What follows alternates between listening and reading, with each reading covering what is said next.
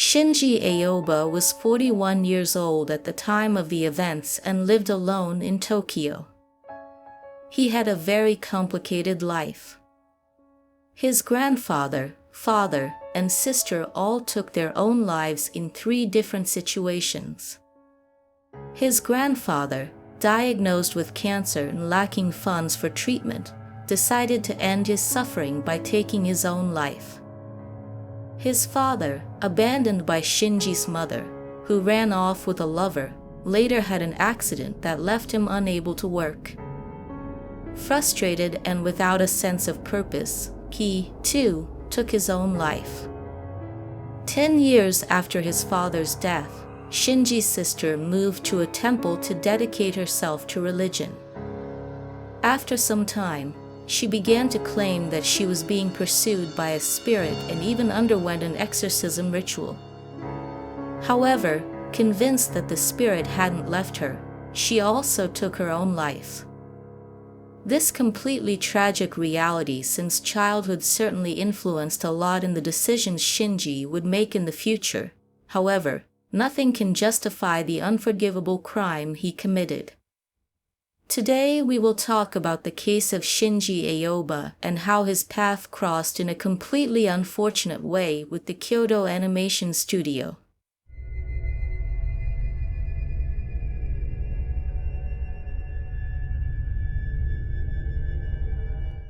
Shinji spent most of his life alone, living by himself, and had little contact with others. He had no friends, and neighbors described him as reclusive, quiet, and unconcerned about his appearance and personal hygiene. He was arrested at the age of 16 for stealing underwear from his neighbors' clotheslines. When he was released, his mother provided financial support, but he could never hold down a job and frequently changed positions. As an adult, in 2012 at the age of 34, he was arrested again after committing a robbery at a convenience store in Ibaraki using a knife. This resulted in a 3.5-year prison sentence. Over the years, he also got into altercations with neighbors due to his irritation with what they purportedly considered noise. During these fights, Shinji displayed violent behavior, even threatening his neighbors with death. Shinji's already tragic and troubled life took an even darker turn in 2019. On July 18, 2019, the building housing the Kyoto Animation studio in Kyoto, Japan, was the victim of an arson attack. The studio, known as Kyoani, had been founded in 1981 by Hideaki and Yoko Hata, the president and vice president, respectively. It was renowned for its work, including the series Violetevergarden and the 2016 film The Voice of the Silence, which won the Japan Movie Critics Awards for Best Animation. Approximately 70 people were in the Kyoto Animation facilities that day when, around 10:30 a.m., Shinji Aoba entered the 3-story building and poured 40 liters of gasoline on the floor just inside the entrance. During the act, he shouted the word "die" and then struck a match, igniting the fire. Witnesses reported that the flames spread rapidly, leading to the mobilization of about 40 fire trucks to contain the fire. Tragically, 36 people lost their lives, and 32 were injured as a result of this tragedy. Shinji Aoba carried the gasoline on foot for about 6 miles to reach the studio. Police suspect that the spilled gasoline at the scene mixed with the air, resulting in an immediate explosion. In addition to pouring the fuel on the floor, Shinji Aoba also poured gasoline on some people, including himself, which caused them to flee in flames into the streets. As the flames spread at the entrance, employees were trapped inside the building. 20 bodies were found on the 3rd-floor stairs as they attempted to escape toward the roof, desperately indicating their efforts to survive. Dr. Tomoki Nishono, an associate professor at the Institute for Disaster Prevention Research at Kyoto University, estimated that the second and third floors filled with smoke in less than 30 seconds after the explosion.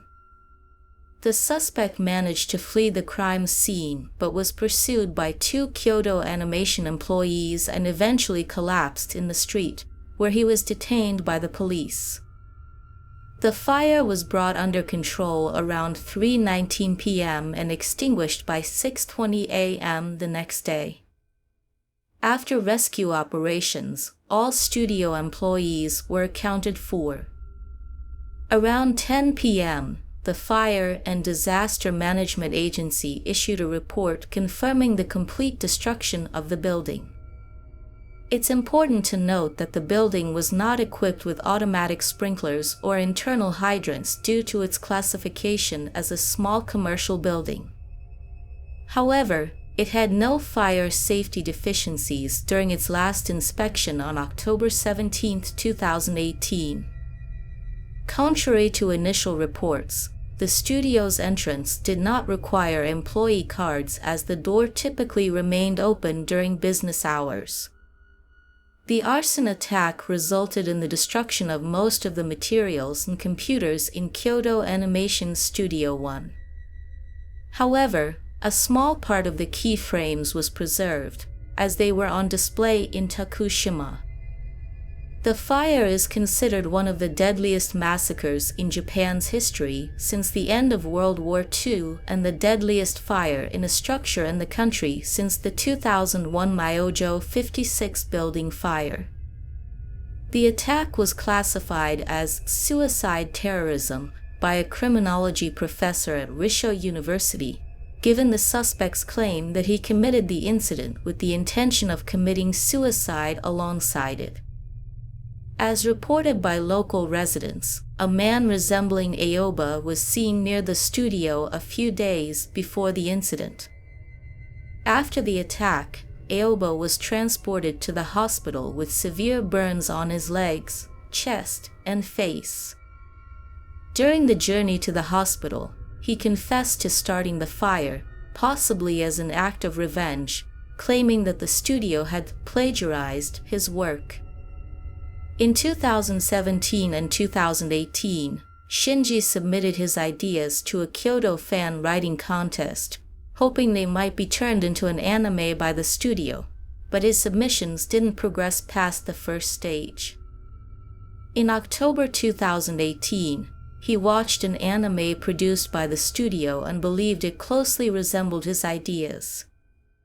He became furious, thinking that they had stolen his ideas without giving him credit. He sent over 200 anonymous emails to Kyoto, threatening an attack. The police were alerted and kept an eye on him for a while, but eventually believed it was okay to stop monitoring him. Shinji, who lived in Tokyo, traveled to Kyoto by bullet train 3 days before the attack without taking anything with him. He stayed in a hotel near the building and in the following days purchased a cart to transport gasoline, ultimately deciding to act on July 18th. Initially, Kyoto Animation's president, Hada, stated that there were no records of submissions by Aoba to the company's annual writing contest. However, Kyoto Animation later clarified that they had received a book sketch from the suspect, but it hadn't passed the first evaluation phase, and its content bore no resemblance to the studio's published works. Due to the severity of the burns suffered during the incident, Aoba was transferred to a university hospital in Osaka for additional treatment, including skin graft surgery. On September 5, 2019, it was reported that Aoba was no longer at risk of life, although he still required intensive care and mechanical ventilation. On September 18th, it was announced that Aoba had regained the ability to speak and, on October 8th, he began his rehabilitation process, managing to sit in a wheelchair and engage in short conversations. The police had issued an arrest warrant but awaited medical clearance to determine if Aoba could withstand detention. On November 14, 2019, Aoba was transferred to another hospital in Kyoto for the final stage of his rehabilitation. Aoba significantly recovered from his injuries, expressing remorse and gratitude to the hospital staff who cared for him exceptionally. However, he informed the police that he set fire to the studio because he believed they had plagiarized his work and that he hoped to receive the death penalty for it. Most of Aoba's burned skin was replaced with artificial skin in an experimental procedure, as burn victims received priority in human skin donations. This marked the first case of using artificial skin for such severe burns in Japan. As of January 2020, Aoba remained hospitalized, depending on assistance for simple tasks like getting up and eating. On May 27, 2020, Aoba was deemed to have sufficiently recovered from his burns, leading to his formal arrest on 5 charges: homicide, attempted homicide, arson, property violation, and violation of the firearms control law. Aoba's defense claimed that he suffered from mental disorders, a strategy to avoid a possible death penalty, despite an evaluation commissioned by prosecutors stating that he was mentally fit to stand trial. It appears that Shinji was indeed sentenced to life imprisonment instead of the death penalty, and he remains in prison, where he is expected to stay for the rest of his life. Leave your opinion on this case in the comments, subscribe to the channel to discover more stories like this, and don't forget to leave a like. See you in the next video.